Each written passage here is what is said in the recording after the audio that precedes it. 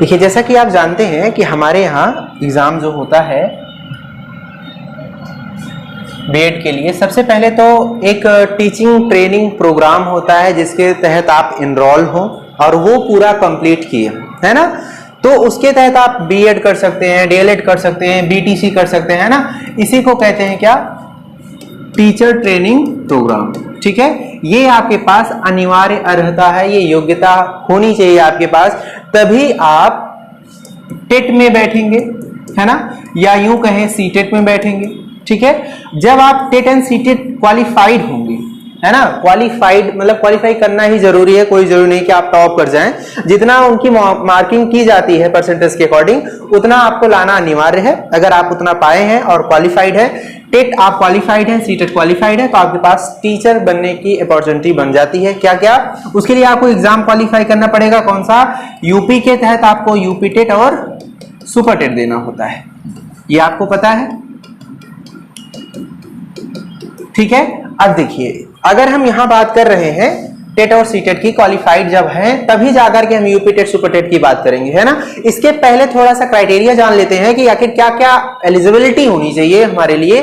सबसे पहले हमारा जो टेंथ में जो हमने पढ़ा है, जितने भी आपके मार्क्स हैं ना, उसका क्या होना चाहिए, आपका 10% मार्क्स वहां से लिए जाएंगे जो आपने हाई स्कूल में जितने भी गेन किया है। 12th में जितने आपके थे उसका भी 10% होगा।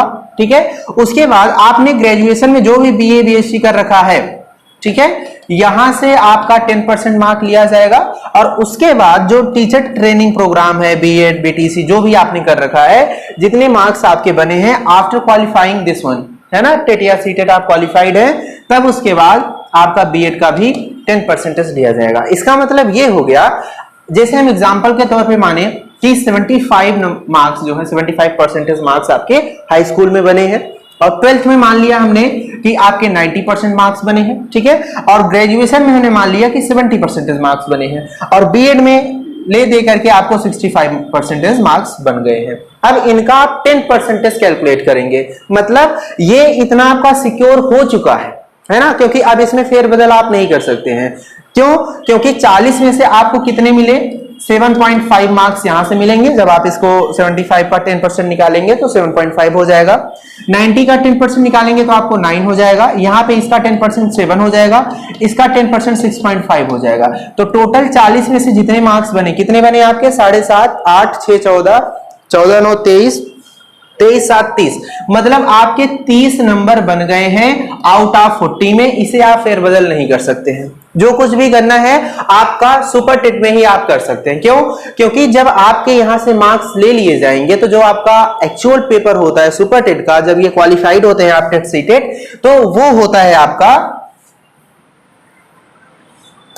वो होगा आपका जितना भी नंबर का रहेगा 150 मार्क्स का वैसे होता है UP TET and super TET आपका।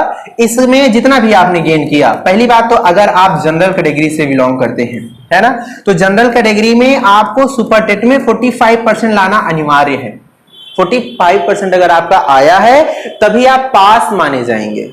ध्यान रखिएगा इस बात का। ऐसा नहीं है कि ओवरऑल 70% पे सिलेक्शन हो गया, आपके वहां से 38 नंबर निकल रहे हैं, भाई पढ़ने में बहुत अच्छे थे, और सुपर टेट में आप मान लीजिए कि आपको 70% क्वालिफाइंग है, यहाँ पे आपने 35 गेन कर लिया है ना, तो 45 लाना जरूरी है। नहीं आया तो आप फेल माने जाएंगे, समझिएगा इस बात को।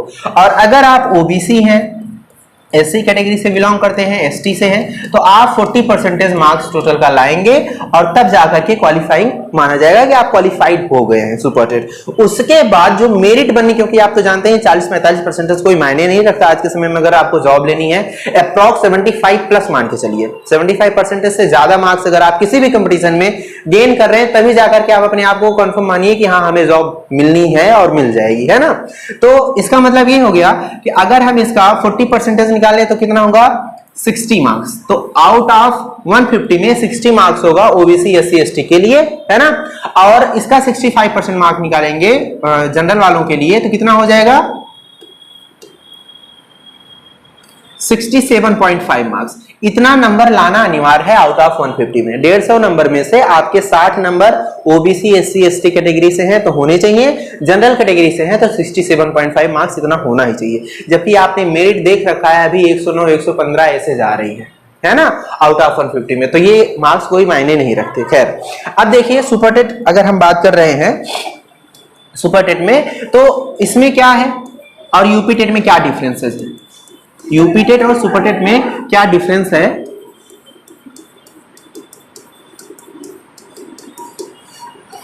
देखिए यूपी टेट में जो सिलेबस है आपका, है ना, जो भी आप पढ़ाई यहाँ पे करेंगे इसमें आपका चाइल्ड पेडागोजी से क्वेश्चंस ज्यादा बन जाएगा, है ना। जो डेवलपमेंट है आपने पढ़ा होगा पूरे करिकुलम में आपके शामिल रहता है जब भी कोई टीचिंग प्रोग्राम आप कर रहे होते हैं, है ना। तो वहां पे जितना भी रहता है वो सब इसमें शामिल रहेगा, है ना, इसमें भी उसमें भी। रीजन क्या है कि सुपर टेट में ये थोड़ा सा कंपटीशन वाला माहौल क्रिएट कर देता है। जैसा कि आप वनडे एग्जाम्स की प्रिपरेशन कर रहे हैं, रेलवे एसएससी की तैयारी कर रहे हैं, वहां से क्वेश्चंस आ जाते हैं, क्योंकि इसमें अकेले करंट अफेयर से 30 क्वेश्चन आता है। कितने आते हैं भैया? 30 क्वेश्चन आते हैं 30 मार्क के, है ना। तो ये लीड कर जाता है इस चीज से। और यहाँ यूपी टेट में वही सारी चीजें होती है जो आप करिकुलम में अभी तक पढ़ते हुए आ रहे हैं, साइंस हो जाए, मैथ्स हो जाए, या आपका बीएससी बीए जो भी ग्रेजुएशन कर रखा है वहां से 2-4 क्वेश्चन हो जाए, तो ऐसे है। तो यहाँ तक अगर कोई डाउट हो तो आप पूछ सकते हैं। ये तो एकदम क्लियर है ना, कि सबका 10-10% अगर कितना भी हो, आपको अगर ऐसा लग रहा है कि नहीं होगा, है ना, कोई भी डाउट है तो आप पूछ सकते हैं।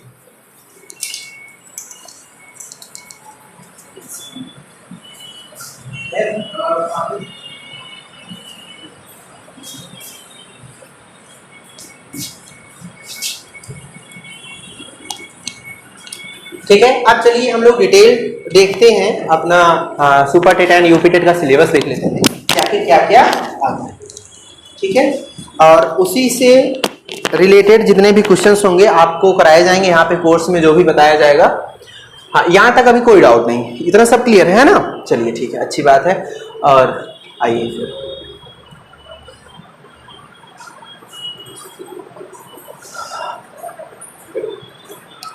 आज ही आई हैं क्या? आज ही? अच्छा,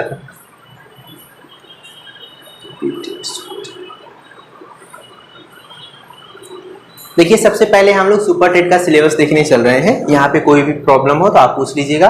देखिए सुपर टेट के सिलेबस में सबसे पहले अगर देखें आप, तो ये आपका एग्जाम पैटर्न हो गया। ठीक है, इसमें आप देखिए पर्टिकुलर सब्जेक्ट से कितने मार्क्स आते हैं, आपके साइड में लिखे गए। मैक्सिमम मार्क्स आपके इतने आएंगे, जिसमें से आप ये समझिएगा कि हर एक सब्जेक्ट आपके लिए इंपॉर्टेंट है, क्योंकि जो लैंग्वेज है, लैंग्वेज में आपको 2 ऑप्ट करनी पड़ेंगी। एक आपका इंग्लिश मैंडेटरी है, और हिंदी या उर्दू कोई भी आप ले सकते हैं, संस्कृत आपके ऊपर निर्भर करता है। ग्रेजुएशन या यूं कहे टीचर ट्रेनिंग प्रोग्राम में आपके पास जो भी सब्जेक्ट रहा हो, है ना, क्योंकि आप जो ग्रेजुएशन में लिए होंगे वही तो उस टीचर ट्रेनिंग प्रोग्राम में भी रहता है ना। तो वहां से अगर आप संस्कृत जैसे बीए कोई कर रखा है तो हो सकता है संस्कृत में बीए हो सकता है हिंदी में किया हो, है ना, तो वो हिंदी सब्जेक्ट को ऑप्ट करता है। तो ये रहा सिलेबस में बता रहा हूँ, एक बार सरसरी निगाह से देख लीजिए, और अगर कॉपी पे नोट करना है तो आप नोट कर सकते हैं कि कौन सा सब्जेक्ट कितना नंबर लेके आएगा, है ना।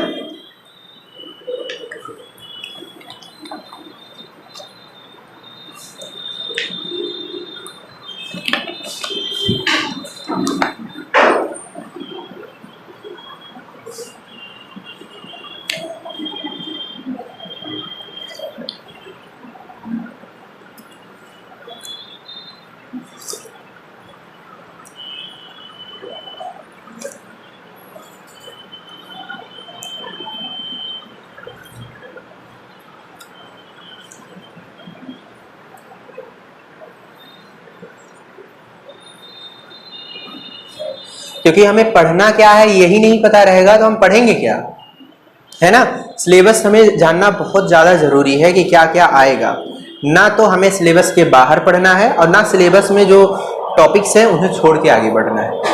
अगर आप यहाँ साथ में लग गए हैं कोचिंग में, अगर आपने एंट्री ले रखी है, तो हमारा ये काम बनता है कि आपका टीचर ट्रेनिंग प्रोग्राम खत्म होते होते, या जो भी मतलब खत्म कर चुके हैं, आने वाले समय में 2-4 महीने में वैकेंसीज आने वाली हैं, ऐसा अंदर की बात चल रही है ना, तो ताकि तब तक आपकी तैयारी हो जाए। और इस बार सुपर टेट का ये मान के चलिए कि 120 प्लस नंबर रहेंगे तभी फाइनल सिलेक्शन हो पाएगा, इससे कम तो मत सोचिए। देखिए सिलेबस देखने से पहले थोड़ा सा हम जान लेते हैं कि इसमें एज क्या होनी चाहिए, है ना। एज जो है आपका 21 से लेकर के 40 के बीच में होनी चाहिए। बाकी कुछ पर्टिकुलर में आपको रिजर्वेशन भी मिल सकता है, ओबीसी कैटेगरी से है 3 साल 5 साल जैसा भी है, वो डिटेल नोटिफिकेशन जब आएगा, जब भी आपका सुपर टेट का एग्जाम होना होगा तो वो आ जाएगा, उसमें दिया गया होगा। हाँ इसमें क्या है कि केवल और केवल यूपी के भी डाल सकते हैं और हो सकता है कि बाहर में वो नोटिफिकेशन में जैसा मेंशन होगा उसी के अकॉर्डिंग होगा। हालांकि फिर उसके बाद एज हो गया, एलिजिबिलिटी क्राइटेरिया हमने आपको बता ही दिया कि एलिजिबिलिटी क्या होनी चाहिए आपके पास।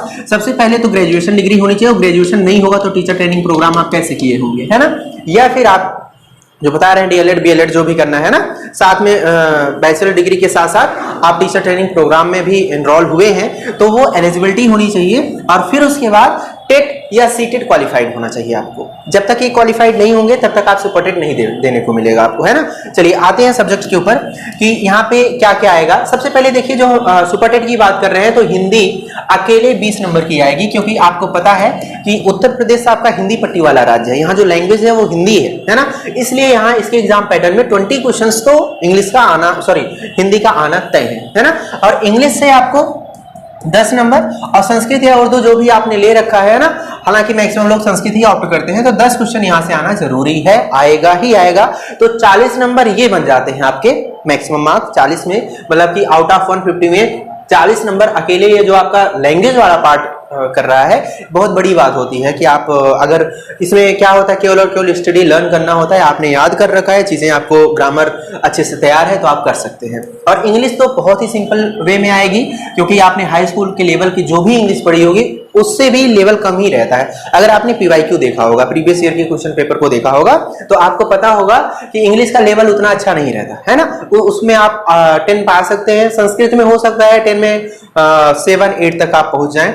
हिंदी में जो होता है इसी में कंपटीशन होता है, हिंदी में बहुत ही अच्छा पेपर आता है और उसके लिए आपको हिंदी पढ़नी पड़ेगी, ठीक है। चलिए मैथ्स की बात कर लेते हैं, अभी इसका डिटेल करेंगे सब्जेक्ट का कि हर एक मतलब सब्जेक्ट से कौन कौन सा टॉपिक आ सकता है।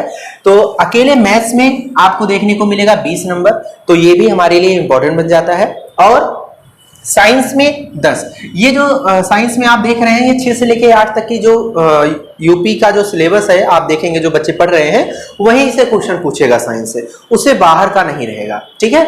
अच्छा, पर्यावरण और सामाजिक अध्ययन मतलब एनवायरनमेंट और सोशल स्टडीज से आपके 10 नंबर का आएगा। और आपका शिक्षण पद्धति जो कि आपने पूरी कोर्स करते टाइम टीचर ट्रेनिंग प्रोग्राम में जो भी आपने सीखा होगा वहां से 10 नंबर का आएगा, ठीक है। और उसके बाद आप देखेंगे बाल में, ये तो बहुत ही ज्यादा इंपॉर्टेंट है ना, यहाँ से क्वेश्चंस आते हैं, ऐसा लगता है अगर नहीं पढ़े हैं तो लगता है ये कहां से आ गया, है ना, क्योंकि ना तो आपने एकेडमिक्स में पढ़ा है ना ही आपने ग्रेजुएशन में ऐसा कुछ भी पढ़ा है। हाँ बीए वगैरह किया है तो बात अलग है ना, लेकिन टीचर ट्रेनिंग प्रोग्राम में ये चीज देखने को मिलेगी। अगर आपने वहां बीएड अच्छे मन से किया है, मतलब एनरोल होकर के प्रॉपर विद्यालय गए हैं या फाइल्स वगैरह बनाया है, प्रैक्टिकल दिया है, तो इसमें फिर आपको कोई प्रॉब्लम नहीं होगी, आपको 10 में 10 मिल जाएगा। बाकी जो भी चीजें हैं वो क्लास में डिस्कस कराई जाएंगी। अगर नहीं भी किया है तो सारे टॉपिक प्रीवियस ईयर क्वेश्चन के साथ आपको बताए जाएंगे कि देखिए इस टॉपिक से ये प्रीवियस ईयर क्वेश्चन में ये आया था, है ना, क्योंकि अगर 2010 से ही देखा जाए तो 3 से 4 बार पेपर आपका हो चुका है ना, तो वो सारे क्वेश्चन आपको टॉपिक वाइज कराए जाएंगे। ये रहा सामान्य ज्ञान करंट अफेयर। आप देख पा रहे हैं कि अकेले ये 30 नंबर ऑप्ट करता है ना। सबसे ज्यादा वेटेज किसका है? General knowledge and current affair का है। जो भी समसामयिक मुद्दा है, जो कि करंट में इवेंट्स घटित हो रही हैं कि क्या क्या हो रहा है हमारे आसपास, तो ये उससे है और वो 30 नंबर रहेगा। तार्किक ज्ञान मतलब रीजनिंग, इसमें 5 नंबर का रहेगा। एक बार जब आपको रीजनिंग पढ़ा दी जाएगी, अगर आपको कोई डाउट भी होगा तो यहाँ पे पढ़ने के बाद आपको सारे डाउट क्लियर हो जाएंगे, है ना, कोई भी प्रॉब्लम नहीं रहेगी। रीजनिंग आप देखेंगे और रीजनिंग का लेवल बहुत ही लो रहता है, आप देखेंगे देखते ही टिक कर ले जाएंगे। और एक बार यहाँ क्लास कर लेंगे तो फिर 5 में आपके 5 नंबर पक्के हो जाएंगे, ठीक है। आगे सूचना प्रौद्योगिकी मतलब कंप्यूटर से रिलेटेड चीजें हैं। इंफॉर्मेशन टेक्नोलॉजी में आपके एनवायरनमेंट में क्या क्या चीजें हैं, कौन से किस जनरेशन का कंप्यूटर चल रहा है, कंप्यूटर की खोज किसने की थी, इस टाइप से जो क्वेश्चन आपको देखने को मिलेंगे वो इंफॉर्मेशन टेक्नोलॉजी में, और अकेले ये 5 नंबर का आएगा। आगे आपका जीवन कौशल प्रबंधन जो लाइफ स्किल्स मैनेजमेंट है, यहां से भी 10 नंबर का क्वेश्चन बनेगा और आप इसको ऐड करेंगे तो 150 मार्क का ये टोटल बन गया। तो इस तरीके से आपका पर्टिकुलर सब्जेक्ट है, किस सब्जेक्ट में कितने नंबर आ रहे हैं ये आपको बता दिया गया। ठीक है, बाकी नोट हो गया, कर लिया कॉपी पे नोट। ओके, आगे बढ़ते हैं। देखिए ये अब आपका जो हमने अभी जस्ट आपको बताया है कि कहाँ से क्या क्या आएगा, ये पर्टिकुलर आपके सब्जेक्ट के टॉपिक्स हैं जो आपसे पूछे जाएंगे। हाँ, ये जरूरी नहीं है कि जितना यहाँ पे लिखा गया उतने से ही आए, 1-2 नंबर का बाहर से भी आ सकता है, लेकिन अगर इतना क्लियर रहेगा तो आप 150 में अप्रॉक्स जो है कम से कम नहीं तो 120-125 तो कर ले जाएंगे। बाकी चीजें आप खुद जागरूक बनिए, अवेयर रहिए, तो जो 10 से 15 नंबर है वो आप आसानी से कर पाएंगे। ठीक है, तो देखिए सबसे पहले हमारा आता है क्या, लैंग्वेज। और लैंग्वेज में चाहे वो हिंदी हो, संस्कृत हो, अंग्रेजी हो, व्याकरण का मतलब ग्रामर आना आपको मस्ट है, आपको पता होना चाहिए रूल्स कि किस तरीके से यूज होंगे सेंटेंस वगैरह। और सबसे बड़ी बात है अपठित गद्यांश की या पद्यांश की, कविताएं, पोएट्री आ जाएगी, प्रोज आ जाएगा, वो आपको देखना पड़ेगा, है ना, कॉम्प्रिहेंशन के माध्यम से। और उससे रिलेटेड आपको क्वेश्चन होंगे, एक पैसेज दिया रहेगा, उस पैसेज में आपको कोई इंफॉर्मेशन दी गई हो, स्टोरी हो या कुछ भी किसी के बारे में लिखा गया होगा, और उसी से रिलेटेड क्वेश्चन, जो कि अपठित का मतलब जो कभी पढ़ा ना गया हो, इससे पहले आपने उस पैसेज को कभी पढ़ा ना हो, उसके बारे में जाना ना हो, जाना भी होगा मतलब कुछ वर्ड्स ऐसे हो सकते हैं उनमें मीनिंग्स पूछी जा सकती है, सिनोनिम्स पूछे जा सकते हैं, तो इस टाइप का जो भी रहेगा वो अपठित से रहेगा। और केवल इससे आप देखेंगे 40 नंबर आ जाएगा। अपठित गद्यांश जो है आपका 50 to 60% ऑप्ट करेगा, तो 24 से 25 नंबर जो है केवल और केवल अपठित गद्यांश से, कॉम्प्रिहेंशन से आ जाएंगे। बाकी जो आपका 15 नंबर होगा वो आपके व्याकरण से आएगा, संधि समास, ये सब जो अलंकार वगैरह आपको पढ़ाया जाएगा यहाँ पे। और साइंस में बात करें तो दैनिक जीवन में विज्ञान जैसे छोटी छोटी चीजें हैं आपको पता होनी चाहिए कि सूर्य जो है पृथ्वी के चारों तरफ रिवॉल्व कर रहा है ना, उसके बीच में कौन सा फोर्स लग रहा है, तो आपको पता होना चाहिए कि अट्रैक्शन फोर्स लगता है या केंद्र बल कहा जाता है उसके ना। इसी तरीके से गतियां, जैसे कि कितनी गतियां होती हैं उसके बारे में आपको जानना जरूरी है। फोर्स जो होते हैं कितने नेचर के होते हैं और किस किस मीडियम में लगते हैं, इनके क्या बीच में मीडियम की आवश्यकता है या नहीं, है ना। इस तरीके से आप पीवाईक्यू में देखेंगे। ऊर्जा मतलब एनर्जी को भी देखने को मिलेगा कि विभिन्न जैसे कार्य है, एक ऊर्जा है ना, शक्ति के बारे में पूछा जा सकता है, ऊर्जा की इकाई यूनिट आपसे पूछा जा सकता है, ये सारी चीजें हो सकती हैं। दूर नहीं मतलब दूरी, तो दूरी से रिलेटेड क्वेश्चन हो सकते हैं कि एक पार्सेक में कितने प्रकाश वर्ष होते हैं, एक प्रकाश वर्ष में कितने किलोमीटर होते हैं, इस टाइप के क्वेश्चंस आपको दूरी में देखने को मिलेंगे। लाइट से हो सकता है आपसे पूछा जाए कि लाइट की जो वेलोसिटी होती है ना, जो वेग है वो कितना है और उसको पहली बार किस साइंटिस्ट ने मापा था, तो वन लाइनर टाइप के क्वेश्चन आपको यहाँ साइंस में देखने को मिलेंगे। ध्वनि एक तरंग है और इस तरंग मतलब वेव है और इसका नेचर क्या है, लॉन्गिट्यूडनल है कि आपको पता है चीजें, है ना, इस टाइप से क्वेश्चन। जीवों की दुनिया मतलब बायोलॉजी से क्वेश्चन आपके देखने को मिल जाएंगे कि ब्रायोफाटा या क्या कहते हैं सबसे बड़ा संघ है ना, 5 संघ हैं, उसके बारे में आपको जानना होगा। मानव शरीर स्वास्थ्य हो सकता है हार्ट से, माइंड से, मनुष्य के शरीर से कितनी हड्डियां हैं, है ना, कितनी उपास्थियां हैं, कितने जोड़े हड्डियां हैं, या फिर जीन्स वगैरह, यहाँ से क्वेश्चन आपसे पूछे जा सकते हैं। स्वच्छता और पोषण बहुत ही ज्यादा जरूरी है, ये बहुत ही इंपॉर्टेंट टॉपिक बन जाता है। यहाँ से क्वेश्चन आपको विटामिन वगैरह से रिलेटेड क्वेश्चन देखने को मिलेंगे, ठीक है। और पर्यावरण जो कि इन्वायरमेंट से रिलेटेड क्वेश्चन आपको देखने को मिलेंगे, ठीक है। आगे पदार्थ और पदार्थ की अवस्थाएं, जैसे कि आपको पता ही है कि 5 अवस्थाएं हैं, लेकिन नॉर्मली आप ठोस, द्रव, गैस के बारे में जानते हैं, ये 3 अवस्थाएं हैं ना।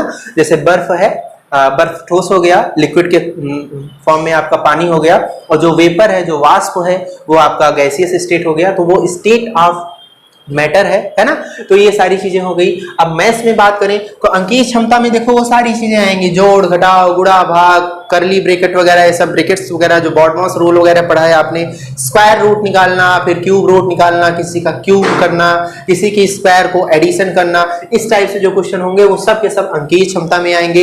यूनिट डिजिट पूछी जा सकती हैं। यहाँ ऑपरेशन वही जो भी जस्ट हमने आपको बताया, दशमलव संख्याओं को बदलने के रूप में आपसे, जैसे मान लीजिए आपसे कह दिया जाए कि 0.3 का स्क्वायर रूट निकालिए, क्या होगा, इसके ऊपर बार कोष्टक लगा होगा तो आपको पता होगा कि 0.333 होता है। तो थोड़े से टफ क्वेश्चन बनाने के लिए दशमलव से बनाए जा सकते हैं। स्थानीय मान आप जानते ही होंगे, जैसे यहाँ पे लिखा है 2, 3, 5, 6 में स्थानीय मान क्या है इसका। जातीय मान भी आपको पता होगा कि जातीय मान क्या होता है, स्थानीय मान क्या होता है। सारी चीजें आपको पता है, हालांकि बताई जाएंगी यहाँ पे। भिन्न मतलब फ्रैक्शन, फ्रैक्शन क्या होता है इसके बारे में भी, जैसे कि कोई भी ऐसी चीज जो p/q के फॉर्मेट में लिखी गई हो, जैसे अगर हम आपसे कहें 2/3 क्या है, यह एक फ्रैक्शन है। तो टाइप्स ऑफ फ्रैक्शन भी हम लोग अच्छे से पढ़ेंगे, कौन सा मिक्स्ड फ्रैक्शन होता है, प्रॉपर फ्रैक्शन होता है और इम्प्रॉपर होता है, ये सारी चीजें देखेंगे। ब्याज मतलब इंटरेस्ट आप देखेंगे, compound interest and simple interest, वहां से रिलेटेड क्वेश्चन बन सकते हैं यहाँ पे, है ना। लाभ हानि मतलब प्रॉफिट एंड लॉस से, डिस्काउंट वगैरह बट्टा वगैरह आपने देखा होगा, है ना, कि किसी सामान को बेचने पे मान लीजिए उसका क्रय मूल्य इतना है, इतने में बेचा जा रहा है, प्रॉफिट क्या होगा, प्रॉफिट परसेंटेज क्या होगा, इस टाइप के क्वेश्चन आपको देखने को मिलेंगे। प्रतिशत विभाज्य मतलब परसेंटेज से रिलेटेड क्वेश्चन होंगे, जैसे मान लीजिए कि 20,500 है, उसका 25% कितना होगा, बहुत ही नॉर्मल क्वेश्चन होंगे, बहुत ज्यादा हाई फाई वाले क्वेश्चन नहीं होंगे, है ना। और गुणनखंड मतलब कोई भी बीजगणितीय चीज दे दी जाए, जैसे मान लीजिए हम आपसे कहें कि हमारे पास x² + 5x + 6 है, तो इसका फैक्टर बताइए, है ना, कि x का रूट, ये इस टाइप के क्वेश्चन। एक नियम का मतलब जैसे 20 किलो जो राशन है वो 500 रुपए में मिलता है, तो बताइए 7000 किलो जो राशन है या 7 टन राशन कितने में मिलेगा। इस टाइप के यूनिटरी मेथड्स जो होते हैं वो एक नियम के तहत आएंगे। सामान्य ज्यामिति मतलब त्रिकोणमिति से रिलेटेड, ज्यामिति का मतलब हुआ कि त्रिभुज से रिलेटेड क्वेश्चन हो सकता है, वर्ग, आयत, यहां से क्वेश्चन बन सकता है, ज्यामिति, है ना। सामान्य सांख्यिकी का मतलब हुआ माध्यिका निकालने के लिए आपसे कहा जा सकता है, माध्य निकालने के लिए कहा जा सकता है, बारंबारता निकालने के लिए कहा जा सकता है ना। मीन मीडियन मोड आपने पढ़ा होगा। तो इस टाइप से जो क्वेश्चन होगा ये सब्जेक्ट जो मैथ है उसके तहत आपको देखने को मिलेगा, और अकेले कितने नंबर का आएगा, 20 नंबर का आएगा, ये चीज ध्यान रखिएगा। सिलेबस बहुत ही अच्छे से यहाँ समझ लीजिए, ताकि जब यहाँ पे 1 by 1 टॉपिक डिस्कस होने शुरू हो जाएंगे आपको, तो आपको पता होना चाहिए आपके लिए कौन कौन सा टॉपिक इंपॉर्टेंट है ना। और जहां भाई अभी समय भी है आपके पास, 2 से 3 महीने का समय है, और नोटिफिकेशन अभी बातें हो रही हैं कि आ सकता है किसी भी समय, तो अगर हम मान के चलते हैं 15 से 20 दिन में भी आ जाता है नोटिफिकेशन, तो 15-20 दिन आपकी तैयारी अच्छी खासी हो जाएगी, है ना। और सब्जेक्ट्स आप बहुत कुछ पढ़े रहेंगे, और जब तक नोटिफिकेशन आएगा फिर उसके बाद उसके एग्जाम होने में 2 से ढाई महीने लग जाएंगे, तो अप्रॉक्स 3 से 4 महीने में आप ये मत सोचिए कि बहुत ही ज्यादा है, 3 से 4 महीने में आप प्रॉपर बहुत ही अच्छे तरीके से पढ़ लेंगे, और जैसे नोटिफिकेशन आएगा आप एग्जाम देने जाएंगे, तब तक आप वेल मेंटेन होकर के जाएंगे और आपका एग्जाम क्रैक हो जाएगा। ये चीज ध्यान रखिएगा, ठीक है। चलिए, पर्यावरण सामाजिक अध्ययन की बात करें, पृथ्वी की संरचना, जैसे आंतरिक क्रोट के बारे में आपसे पूछा जा सकता है, आंतरिक परतें हैं, निफे, सियाल, आपने पढ़ा ही होगा, या फिर उससे ज्वालामुखी से रिलेटेड क्वेश्चन हो सकता है कि मैग्मा क्या होता है, लावा क्या होता है, इस टाइप से। तो पृथ्वी की आंतरिक संरचना से रिलेटेड क्वेश्चन। रिवर्स जैसे कोई सहायक नदी पूछ ली जाए, रामगंगा किसकी सहायक नदी है बताइए, है ना, तो यहां से क्वेश्चन हो सकता है। पर्वत में जैसे मान लीजिए कि माउंट किलिमंजारो कहाँ पे है, किस देश में अवस्थित है, ये आपको पता होना चाहिए। महाद्वीप मतलब 7 महाद्वीप है, कौन सा महाद्वीप, किस महाद्वीप में कितने देश हैं, इस टाइप से क्वेश्चन आपको देखने को मिलेगा। महासागर और जीव, हमारे पास 5 महासागर हैं, उनमें रहने वाली विभिन्न प्रजातियों से क्वेश्चन आ सकता है, ठीक है। महाद्वीपीय शिल्प वगैरह के बारे में क्वेश्चन पूछ सकता है। प्राकृतिक संपदा का मतलब जैसे खनिज वगैरह के बारे में पूछ सकता है कि कॉपर सबसे ज्यादा कहाँ पाया जाता है, कोयला कहाँ है, यूरेनियम भंडार सबसे ज्यादा कहाँ है, थोरियम कहाँ है, इस टाइप से। और अक्षांश देशांतर, आपको पता होगा कि जो बड़ी रेखाएं होती हैं उनको लैटिट्यूड लॉन्गिट्यूड आप पढ़े ही होंगे, है ना, तो अक्षांश और देशांतर हो गया। सौर मंडल, जैसे कि हमारा सौर मंडल है उसमें 8 ग्रह है ना, और एक यम प्लूटो जो पहले 9वां ग्रह हुआ करता था उसे ग्रह की श्रेणी से बाहर किया गया। हमारे सबसे नजदीक का तारा कौन सा है ना, तो सूर्य है। सूर्य के अलावा कौन सा है ना, और फिर उसके बाद 2 ऐसे प्लेनेट हैं आपके इसमें सौर मंडल में कि इस सोलर सिस्टम में 2 प्लेनेट उल्टा घूमते हैं, कौन से हैं, है ना, सबसे ज्यादा अपने अक्ष पे झुका हुआ प्लेनेट कौन सा है, इस टाइप के क्वेश्चन आपको देखने को मिलेंगे सौर मंडल में। और भारतीय भूगोल से रिलेटेड क्वेश्चन आ सकता है, रबी खरीफ जायद की फसलें जो कि फिजिकल ज्योग्राफी होती है वहां से आ सकता है। या फिर हम आपसे जैसे कहें कि भारत में 2 ज्वालामुखी पाए जाते हैं, कहाँ है ज्वालामुखी, और ज्वालामुखी के प्रकार से पूछ लेंगे कि वो सुसुप्त है कि सक्रिय है, किस टाइप से कि शांत है। आपसे वहाँ भारत से रिलेटेड जितने भी हिमालयन रेंज से पूछा जा सकता है कि हिमालयन रेंज को कितने भागों में बांटा गया है, ट्रांस हिमालय वगैरह ये सब ना, शिवालिक हिमालय ये सब कहाँ से है, आपसे वहां से क्वेश्चन पूछा जा सकता है। भारतीय स्वतंत्रता संग्राम, यहाँ से बहुत इंपॉर्टेंट क्वेश्चन बन सकता है। ये भारत का प्रथम स्वतंत्रता संग्राम जो हुआ था लखनऊ से, उसका नेतृत्व किसने किया था, या किसी भी सिटी से आपसे पूछा जा सकता है। या भारत में उस समय भारत का सबसे बड़ा नेता कौन सा था? बहादुर शाह जफर को नेता बनाया गया ना, राष्ट्रीय नेता बनाया गया था। या भारतीय समाज में जो व्यवस्थाएं हैं और उन कुरीतियों को दूर करने के लिए विभिन्न सुधारक आए, जैसे आचार्य विनोबा भावे आए थे, राजा राम मोहन राय आए थे, तो उनसे रिलेटेड क्वेश्चन पूछा जा सकता है, उनकी संस्थाओं से रिलेटेड आपसे क्वेश्चन पूछा जा सकता है ना।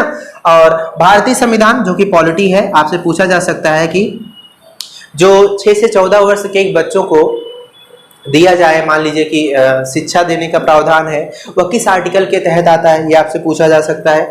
या फिर ये हो सकता है कि आपसे पूछ रहे राष्ट्रपति किस शासन में है, मतलब किस आर्टिकल में आता है, राष्ट्रपति शासन किस आर्टिकल के तहत लगाया जा सकता है, भारतीय संविधान में संशोधन किस आर्टिकल के तहत होता है ना। और जो भारत के मूल कर्तव्य हैं भारतीयों के, यहाँ के नागरिकों के, वो किस आर्टिकल में आते हैं, भारतीय संविधान कितने भाग में है, जब बना था कितने भाग में था, अनुच्छेद अनुसूचियां कितनी है, ये सारे तमाम प्रकार के क्वेश्चन आपसे भारतीय संविधान से पूछे जा सकते हैं। आगे हमारी शासन व्यवस्था, जैसे कि हमें पता है कि कार्यपालिका, न्यायपालिका वगैरह, ये सब यहाँ से क्वेश्चन आपको देखने को मिलेंगे।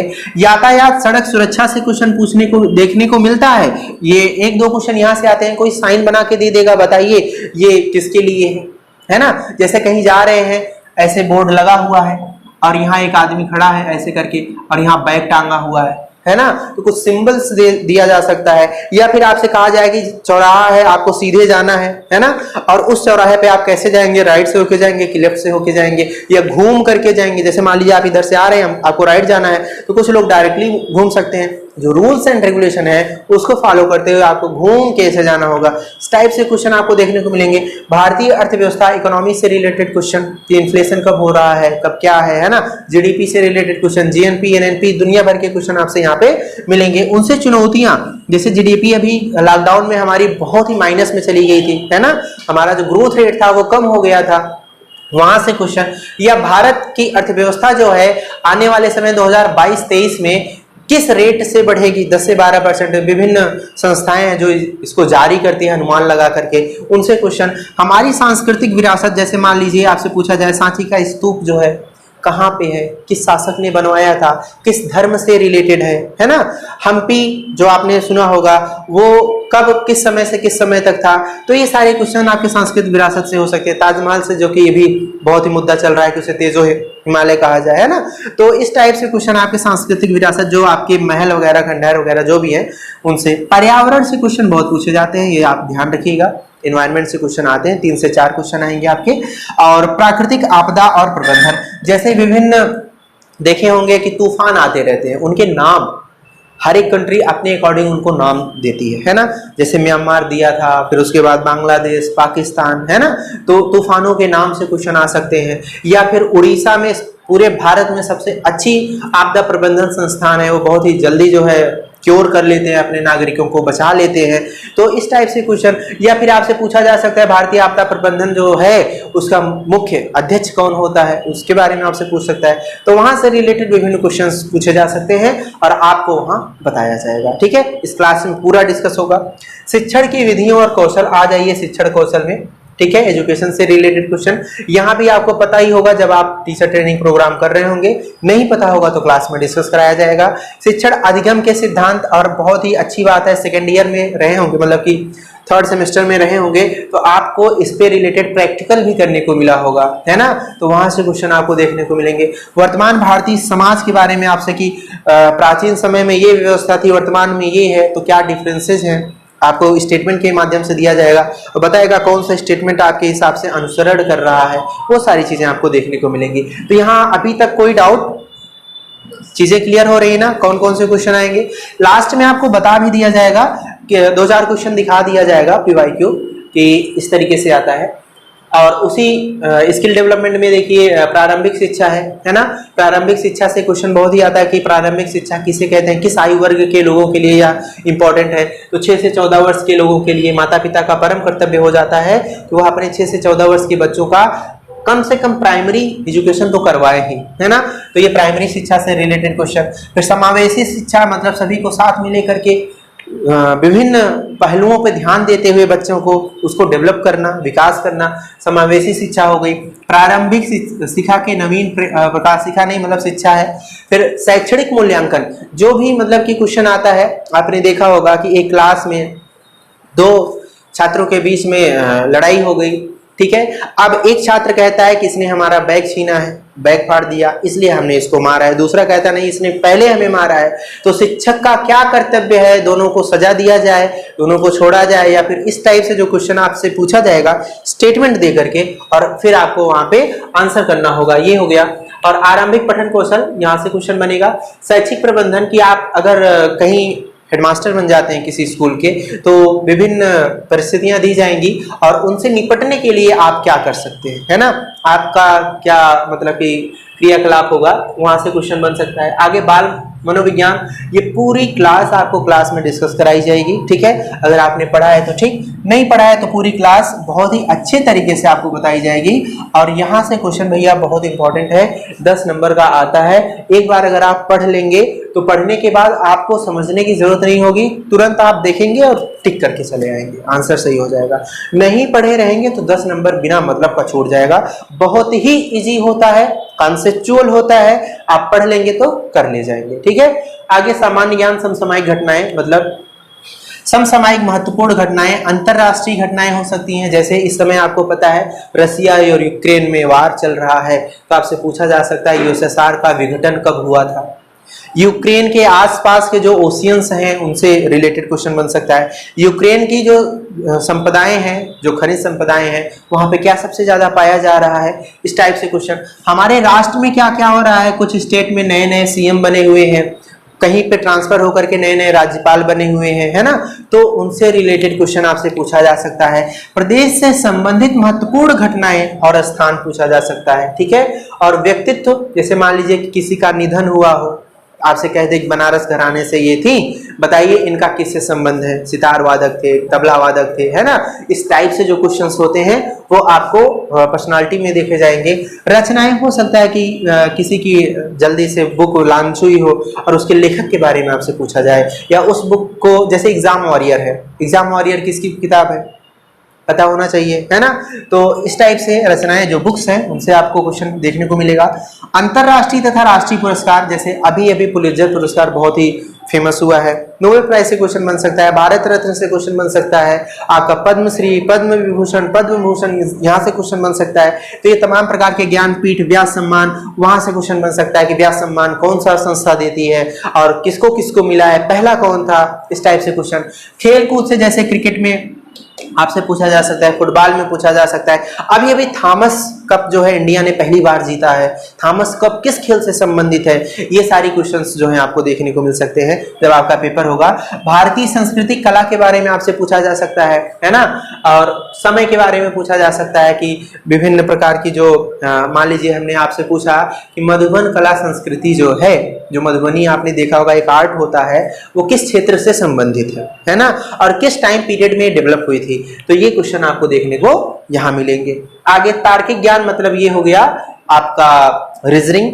एनालॉगी का मतलब होता है, जैसे आपसे कह दिया जाए जिस तरीके से चेयर मेज से संबंधित है, कुर्सी जो है आपका मेज या टेबल से संबंधित है, उसी तरीके से बताइए कि जो सर्कुलर टेबल होता है वो या डाइनिंग टेबल है किससे संबंधित हो सकता है। या फिर आपसे कह सकता है कि जैसे मोटरसाइकिल जो है सेल्फ से रिलेटेड है, उसी तरीके से आपसे पूछा जा सकता है एरोप्लेन किससे संबंधित हो सकता है। तो विभिन्न प्रकार की चीजें, या ऐसे कह सकता है आपको क्वेश्चन दे करके कि जिस प्रकार 5 संबंधित है 25 से, उसी प्रकार 7 संबंधित होगा किससे, यहाँ क्वेश्चन मार्क दे दिया जाएगा। तो आप देखेंगे कि 5 का स्क्वायर 25 है, 7 का स्क्वायर क्या हो जाएगा, 49 हो जाएगा। तो ये एनालॉगी या सादृश्यता कहा जाता है, यहां से क्वेश्चन बन सकता है। एसर्शन एंड रीजन, यहाँ पे क्या है, जैसे आपको क्वेश्चन दिया जा सकता है कि पेट्रोल के दामों में वृद्धि को देकर के सरकार ने फैसला लिया कि एक्साइज ड्यूटी को हटाया जाए, ठीक है।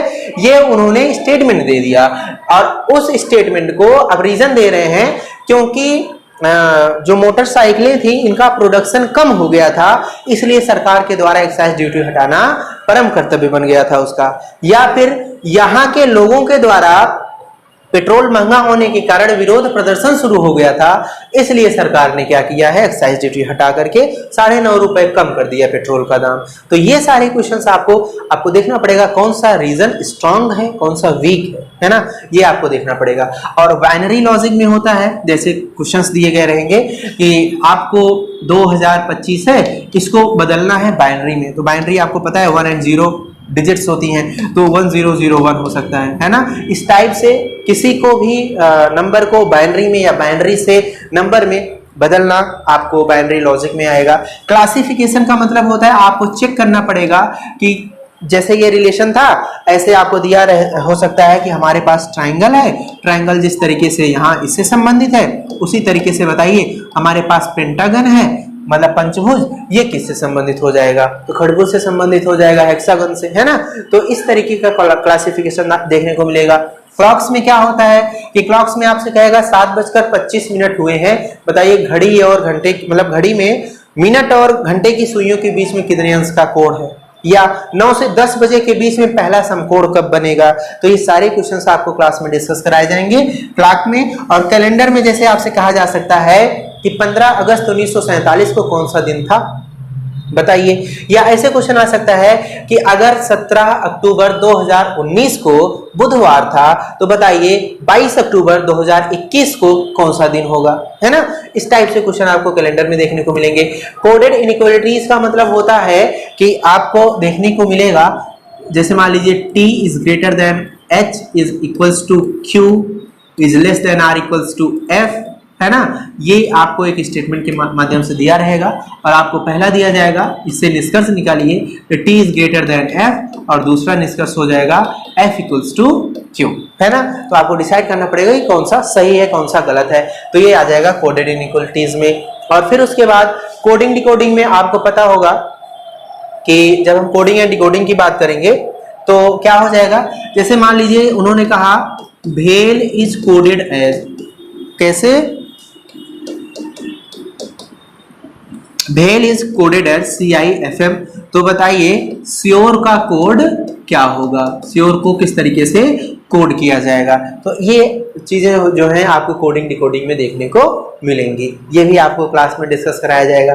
क्रिटिकल रीजनिंग का मतलब होता है कुछ ऐसे स्टेटमेंट्स गिवन होंगे जिनमें यह डिसाइड करना मुश्किल हो जाता है कि इसमें कौन सा स्टेटमेंट फॉलो कर रहा है ना। वहां पे जो स्ट्रांग होगा वही हो जाएगा हमारा स्टेटमेंट फॉलो कर रहा है। क्यूब्स और क्या कह रहा है, क्यूब्स के बाद नंबर सीरीज। देखो क्यूब का मतलब क्या है, आपको हो सकता है कोई एक घनाभ दे दिया जाए और कहा जाए कि इसको पीले कलर से पूरा रंग दिया गया है, ठीक है। रंगने के बाद अगर इसकी एक भुजा 4 सेंटीमीटर की है, इसे 1 सेंटीमीटर वाले क्यूब में ब्रेक कर दिया जाए, तो ऐसे कितने घन होंगे जिनके 3 सतह पीले रंग से रंगे गए होंगे, तो ये हो गया क्यूब। या यही से क्वेश्चन आपको देखने को मिल सकता है डाइस वाला भी, ठीक है। और डाइस में हो सकता है यहाँ पे 1 हो, यहाँ 2 हो, यहाँ 3 हो, और आपसे एक स्टेटमेंट के माध्यम से यहाँ भी दिया गया हो कि यहाँ पे मान लीजिए कि 3 है, यहाँ पे 1 है, यहाँ पर 5 है, 1 2 3 4 5, तो आपसे पूछे बताइए 3 के अपोजिट कौन सा अंक होगा, ठीक है। इस तरीके से आपको देखने को मिलेगा क्यूब और डाइस में क्वेश्चंस। आगे देखिए नंबर सीरीज में क्या होगा कि नंबर सीरीज में आपको दिया रहेगा, मान लीजिए कि 25 है, 49 है, 81 है, 121 है, आगे क्वेश्चन मार्क दे दिया जाए कि बताइए इसके बाद कौन सा टर्म आएगा। तो आपको पता है 5 का स्क्वायर है, ये 7 का स्क्वायर है, ये 9 का है, ये 11 का है, तो आगे 13 का स्क्वायर क्या होता है वो आप लिख देंगे। या हो सकता है कि यही चीज आपको देखने को मिल जाए अल्फाबेटिकल में, तो अल्फाबेटिकल में हो जाए A, ठीक है, A के बाद E हो जाए, I हो जाए, तो आपसे आगे पूछेगा कि क्या आएगा, है ना। तो आप देखेंगे A E I, इसके बाद O हो जाएगा क्योंकि ये सब वॉवेल्स लिखे गए हैं, है ना।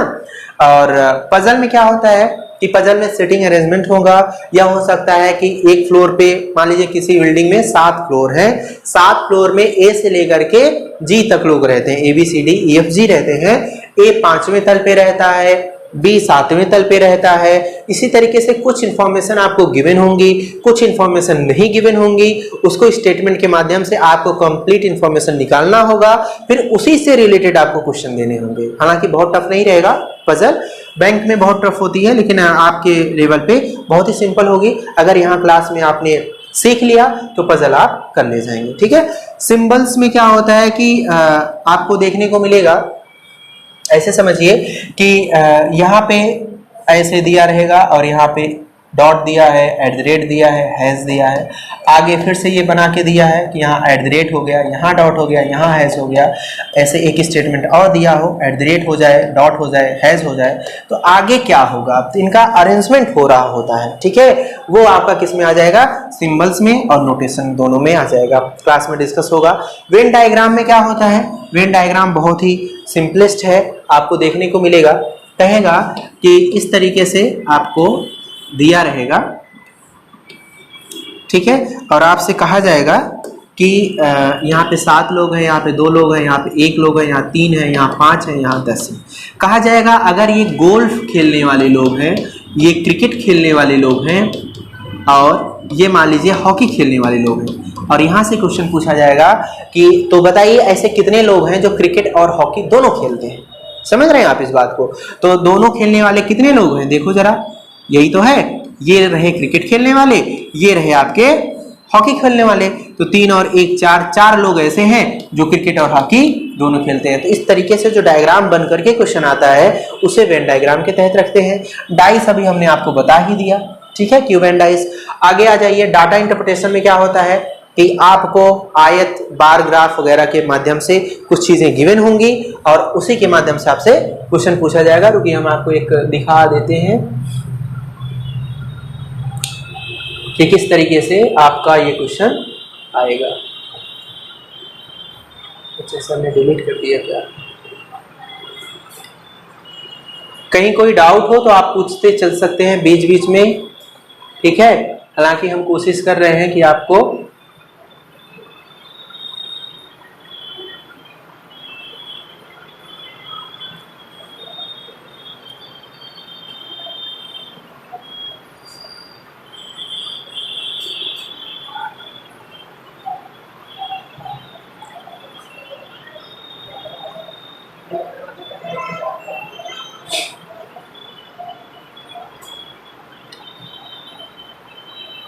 देखिए इस टाइप से क्वेश्चन आपको देखने को मिलेंगे।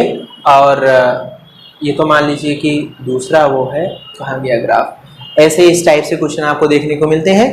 डिग्री ये है आपका पाई चार्ट। ठीक है, और इसी से रिलेटेड क्वेश्चन कि निम्नलिखित पाई चार्ट एक विद्यार्थी की प्रतिदिन विभिन्न क्रियाओं में व्यतीत समय के घंटों को दर्शाता है। वह सोने की तुलना में खेलने में कितना समय व्यतीत करता है। तो ये रहा आपका सोना 120 डिग्री, है ना। किस तरीके से सॉल्व करेंगे इसको प्रॉपर क्लास में आपको बताया जाएगा DI के माध्यम से। ठीक है, जब ये DI वाला चैप्टर हो रहा होगा तो आपको बताया जाएगा। चलिए आते हैं,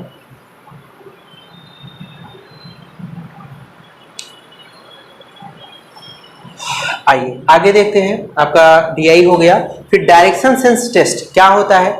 इसमें आपसे कहा जाएगा कोई एक बंदा है अपने घर से चला और इस घर से निकल करके वो उत्तर दिशा की तरफ 5 किलोमीटर चला और फिर दाहिने घूम कर वो 2 किलोमीटर चला। तो बताइए अपने घर से वह कितनी दूर है, किस दिशा में है। ठीक है, ये डायरेक्शन बेस्ड क्वेश्चन होंगे आपको देखने को मिलेंगे और यही है direction sense test. Grouping and selections में क्या होता है कि आपको विभिन्न प्रकार के क्वेश्चंस दिए रहेंगे। जैसे मान लीजिए कि यहाँ पे ट्राइंगल है, यहाँ पे ये मान लीजिए कि पंचभुज है, और ऐसे ही आगे आपको दिया रहेगा डॉट है, डॉट सर्कल है, और यहाँ पे कॉपीराइट है, और एक और मान लीजिए दे दिया जाए, यहाँ एट द रेट है, यहाँ स्टार है, यहाँ पे हैज है, और आगे बॉक्स बना के दे दिया जाए, पूछा जाए कि क्या होगा, और आपके 4 विभिन्न ऑप्शंस होंगे। तो आपको ग्रुपिंग के हिसाब से देखना पड़ेगा कौन सा बेस्ट मैच कर रहा है। ठीक है, तो वो आ जाएगा ग्रुपिंग एंड सिलेक्शंस में। और इंटरफ्रेंस लेटर सीरीज में, लेटर सीरीज अभी जस्ट हमने आपको बताया ABCD करके फॉर्मेट में था ना, बताया नहीं अभी कि A है, E है, I है, आगे क्वेश्चन मार्क है, आपको बताना है कि अगला लेटर क्या आएगा, है ना। तो वो आपका लेटर सीरीज हो जाएगी। और इंटरफ्रेंस में क्या होता है कि आपको स्टेटमेंट वही अगेन कि स्टेटमेंट दिया रहेगा और स्टेटमेंट के माध्यम से आपको कंक्लूजन निकालना होगा, वो इंटरफ्रेंस हो जाएगा। तो अभी तक कोई डाउट कहीं पे, चीजें समझ में आ रही हैं। जब टॉपिक डिस्कस होगा तो आपको और भी क्लियर कराया जाएगा, हर एक टॉपिक अच्छे से समझाया जाएगा। सूचना तकनीकी में शिक्षण कौशल विकास क्या होता है, कक्षा में शिक्षण किस तरीके से आप करेंगे, एजुकेशन ठीक है। और विद्यालय प्रबंधन के क्षेत्र में सूचना तकनीकी क्या होती है, ठीक है। और कंप्यूटर से रिलेटेड क्वेश्चन क्या है, जैसे विद्यालय प्रबंधन के क्षेत्र में सूचना, हाँ जी, क्लास अभी आई थिंक 15 मिनट लगेंगे। जा रहे हैं क्या आप? हाँ, हमारी क्लास कल लगेगी आपकी। हाँ, अगर वेट करना हो तो वेट कर लो 15 मिनट। चलिए, शिक्षण कौशल विकास हुआ, इसमें आपका जो भी आपने पढ़ा होगा, ठीक है, उसके माध्यम से जो आपने इनरोल कराया है, मतलब B.Ed BDC जो कर रहे हैं वहां आपने पढ़ा होगा। और फिर कक्षा शिक्षण में कि किसी भी कक्षा में आपने प्रैक्टिकल, जब पहला साल कंप्लीट हुआ होगा तो टीचिंग लगी होगी आपकी, है ना, कि टीचिंग करना है आपको। तो किस तरीके से टीचिंग करनी है, वहां कक्षा में शिक्षण कैसा होना चाहिए, आपने देखा होगा कि आप गए होंगे, जो भी आपका टॉपिक रहा होगा पढ़ाने के लिए, बच्चों से उससे रिलेटेड पहले क्वेश्चन पूछा होगा आपने, है ना। क्वेश्चन पूछने के बाद बच्चे आंसर करते करते करते 2-3 बच्चों में से कोई एक सही आंसर कर पाया होगा। जैसे मान लीजिए आप ओजोन परत के बारे में पढ़ाने पहुंचे, है ना, आप ओजोन लेयर्स के बारे में बता रहे हैं, लेकिन बताने के लिए ओजोन पे आओगे कब? आप ये कहोगे कि हम लोग कहाँ पे रहते हैं, तो बच्चे कहेंगे कि अपने आसपास के वातावरण में रहते हैं। और कहाँ रहते हैं हम लोग? ऑक्सीजन, मतलब कि हम अपने अंदर जो है इनहेल क्या कर रहे हैं, तो कहेंगे ऑक्सीजन, है ना। फिर कहेंगे हम कि जो ये ऑक्सीजन हमें मिल रही है, जैसे सूर्य से प्रकाश आ रहा है तो ऑक्सीजन हमें मिल रही है, अगर सूर्य के प्रकाश की ऊर्जा सबसे ज्यादा हो जाए त्वचा पे क्या प्रभाव पड़ेगा, तो बच्चे कहेंगे कि त्वचा पे कैंसर हो सकता है, कुछ भी हो सकता है। तब आप कहेंगे इसी त्वचा से कैंसर को बचाने के लिए हमारे इन्वायरमेंट में एक परत पाई जाती है जो ओजोन लेयर के माध्यम से जानी जाती है। आज हम ओजोन परत के बारे में पढ़ेंगे। ये होता है आपका कक्षा शिक्षण, है ना। जब आप करेंगे या किए होंगे तो आपको पता होगा। विद्यालय प्रबंधन के क्षेत्र में सूचना तकनीकी, जैसे मान लीजिए आप किसी भी विद्यालय से जुड़ गए हैं तो आप इंफॉर्मेशन जो टेक्नोलॉजी है किस तरीके से यूज कर सकते हैं। अभी अभी लॉकडाउन लगा था, अगर ये तकनीक हमारे पास न रही होती, हर घर में मोबाइल ना रहा होता, तो बच्चे पढ़ पाते नहीं ना। कहीं जूम मीटिंग हो रही है, कहीं कुछ हो रहा है, कहीं विभिन्न प्रकार के एप्लीकेशंस के माध्यम से टीचर्स घर बैठे पढ़ा रहे थे। तो ये कहीं ना कहीं विद्यालय के प्रबंधन में या उसके क्षेत्र में क्या है, सूचना प्रौद्योगिकी का स्थान मिला कि नहीं मिला, वहां से क्वेश्चन आपसे पूछा जा सकता है। कंप्यूटर से रिलेटेड क्वेश्चन हो सकता है, इंटरनेट से रिलेटेड आपसे क्वेश्चन पूछा जा सकता है कि इंटरनेट की स्थापना किसने करी, पहली बार यूज कहां में आया, किस देश में हुआ। स्मार्टफोन से रिलेटेड क्वेश्चन हो सकता है, OER से रिलेटेड क्वेश्चन हो सकता है, और शिक्षण में किस प्रकार से इसका यूज होगा इंफॉर्मेशन टेक्नोलॉजी का। ये सारी चीजें हैं आपको पढ़नी होंगी क्लास में, और ये 5 नंबर का आएगा, ठीक है। चलिए आगे बढ़ते हैं। ये रहा शिक्षा में उपयोगी एप्स कौन कौन से हैं, है ना। जूम के बारे में हमने बताया, टीचमेंट है, और भी विभिन्न प्रकार के हैं। आप गूगल के बारे में बता सकते हैं कि गूगल है, गूगल पे विभिन्न प्रकार की चीज़ें हमें तुरंत मिल जाती हैं, कोई भी चीज़ सर्च करें। और डिजिटली में जैसे कि हम मोबाइल यूज कर रहे हैं तो प्रिकॉशंस के बारे में बता सकते हैं आप। शिक्षण सामग्री के उपयोग की जानकारी, तो विभिन्न जैसे डस्टर है, चौक है, कहीं पे व्हाइट बोर्ड है ना, तो वहाँ पे उनको पता होना चाहिए, है ना। तो वहाँ से भी क्वेश्चन आपको यहाँ पे देखने को मिलेंगे। और जीवन कौशल प्रबंधन के बारे में देख लेते हैं कि व्यावसायिक आचरण एवं नीति, जैसे आप मान लीजिए कि किसी संस्था से जुड़े हुए हैं तो आपका आचरण, आपका व्यवहार कैसा होना चाहिए, यहाँ से रिलेटेड आपको क्वेश्चन देखने को मिलेंगे। और किस टाइप से देखने को मिलेंगे, आपको PYQ दिखाया जाएगा।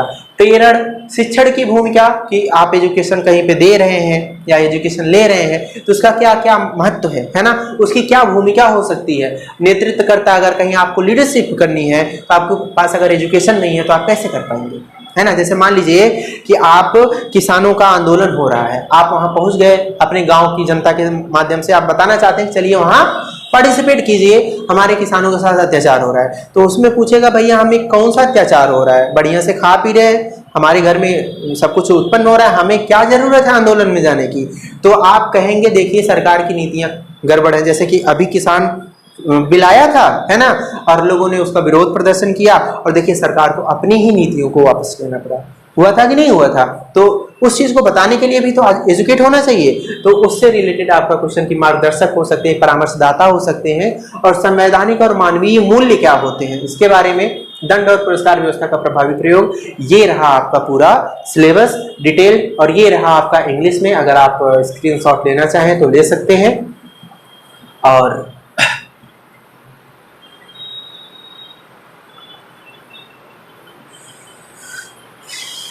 ये रहा आपका किस तरीके से आपका मापदंड है, आप किस तरीके से सुपर टेट के लिए क्वालिफाई करेंगे। हाई स्कूल में 10% होना चाहिए, इंटरमीडिएट में 10% होना चाहिए, स्नातक पर 10% होना चाहिए। शिक्षण प्रशिक्षण में आपका जो भी टीचिंग प्रोग्राम आपने कर रखा है उसमें 10% अंक लिया जाएगा आउट ऑफ 40 में, और 60% अकेले क्या होगा, सुपर टेट का एग्जाम होगा, उसमें आपको गेन करना होगा, तब मिला करके आप क्वालिफाई कर पाएंगे। कोई डाउट यहाँ तक? चीजें समझ में आई? सिलेबस पूरा क्लियर हुआ सुपर टेट का? ठीक है, तो ऐसा करते हैं कि 5 मिनट का ब्रेक लेते हैं और आप लोग वेट कीजिए, अभी फिर यूपी टेट के बारे में भी बताया जाएगा। ठीक है, उसका भी सिलेबस डिटेल एनालिसिस हो जाएगा।